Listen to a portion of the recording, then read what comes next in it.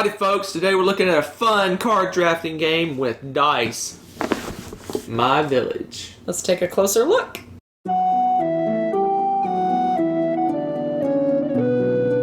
My Village is a card drafting game with dice. The object of the game is to get the most prestige points by designing the best village. Speaking of the village, each person has their own village as their player map. Each village has villagers of various professions: abbot, councilman, traveler, craftsman, and merchant. You need these villagers to grow the village by rolling dice and using them to draft cards. Each villager is associated with a set of cards you can draft. The councilman is associated with the council area.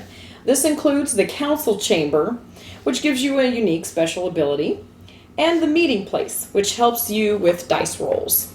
The abbot is associated with the religion area. This includes churches, which, like the council chamber, provides a unique special power, and monks, which give you a one-time benefit and count toward endgame scoring.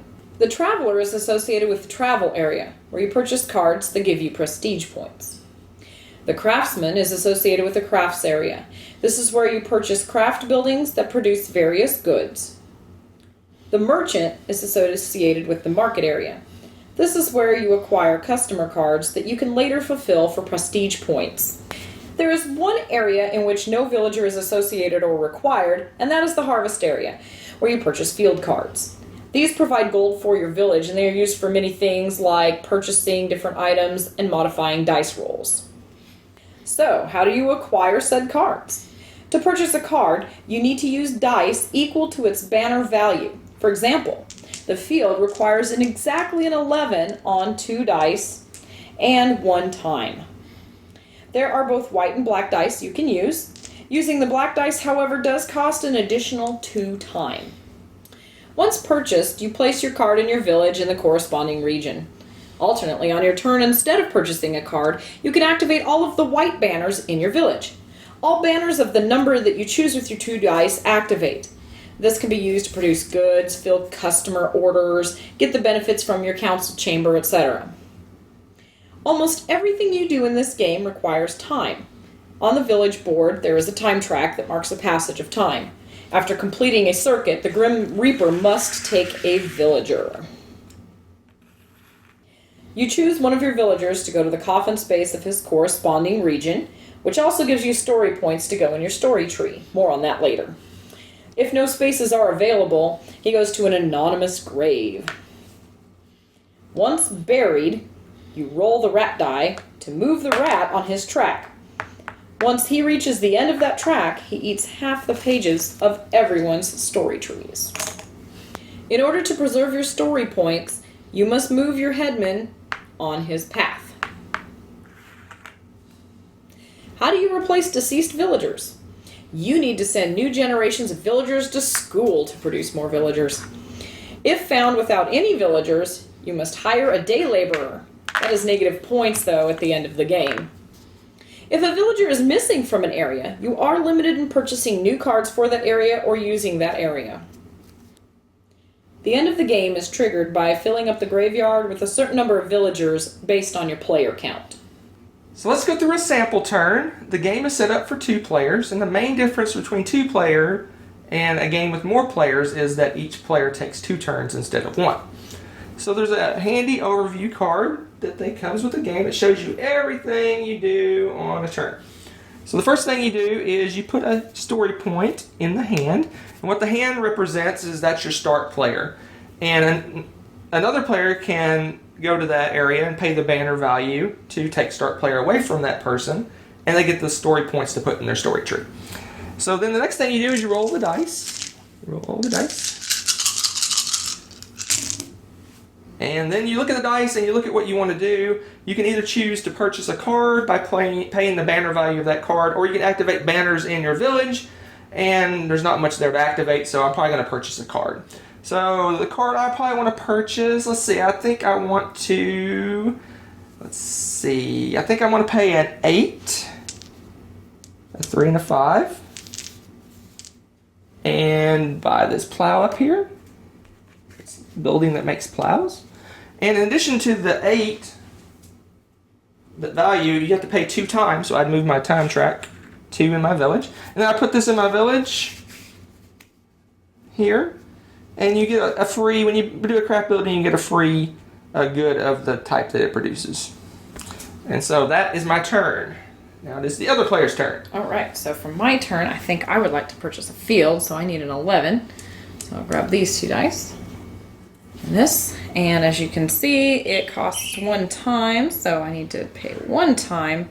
And then I flip this over, and I get a gold, which goes into the house here. This is our representative of gold. And if I decide in the future that I want to purchase the plow, I can put a plow here, and then this will produce 2 gold if I go there. Well, unfortunately, she took my 11, because I was going to buy a field and put my plow on the field. So she took that combo away from me, but I'm sure I can find something else to do with my dice. I think I might want to travel. But unfortunately, I don't have an easy 7. I'd have to use one of the plague dice. But one thing you can do with your gold is that you can modify a dice roll by 1 by paying a gold. So I'm going to take these 2 4s, make it a 7, and pay 1 gold to make it a 7. And now I can travel. So I'm going to take the top travel card here. And again, it's 2 time to travel for that. So I move my space 2 time, and I put the card in my travel area, and this is going to get me 4 prestige points at the end of the game. All right. And then for my last, I think I would like to purchase a good as well. But let me see. I want to get an exact one, and I would like to get a plow so I can start that combo. So I will do this, and I will use a plague die. So that costs 2 right there just for using it. That gives me a 5. And so there I go with my plow. Don't forget the 2 time. There's 2 time? Yep. So he's very expensive. And that's it. That's a turn. You want to go ahead and put that plow on your field to oh yeah, get might gold? as well. I get a good combo that way. And there you go. That's 1 turn of the game. And the game continues onward until, like we said in the overview, enough of your villagers die to trigger the end of the game. And then there's a handy-dandy score sheet that will add up all your points to see who wins the game. Most prestige wins. So there you have it. That's my village. I really enjoy playing this game for many reasons, some of which, there is the unique ability to use time sort of as your money in this game. Everything costs time, and you're using the lifespans of different villagers. I like that unique aspect to the game. I also enjoy the fact that the gameplay time can vary quite a bit depending on your strategy. Do you want to kill a bunch of people off and start getting these points and start getting those points and get them from your tree to your house? Or do you want to prolong the life of your villagers as long as possible and get different activities accomplished as cheaply as possible? So there's a lot of different things you can do in this game. Yeah, I really enjoy games where you start off with a very basic setup, and then it grows by drafting more and more cards into your village. You have more options, more things you can do. You can build off combos, make things have the same dice number to get a lot of things to fire off at the same time. There's a lot of strategies. It's a really deep game. It differs from, a lot of people compare this obviously to Village because that's kind of the precursor to this game, and that one is more of a true worker placement game, and this one has more of a feel of almost like a city building kind of game, which is nothing like Village. Yeah, this one has a little more random element to it with the dice as well.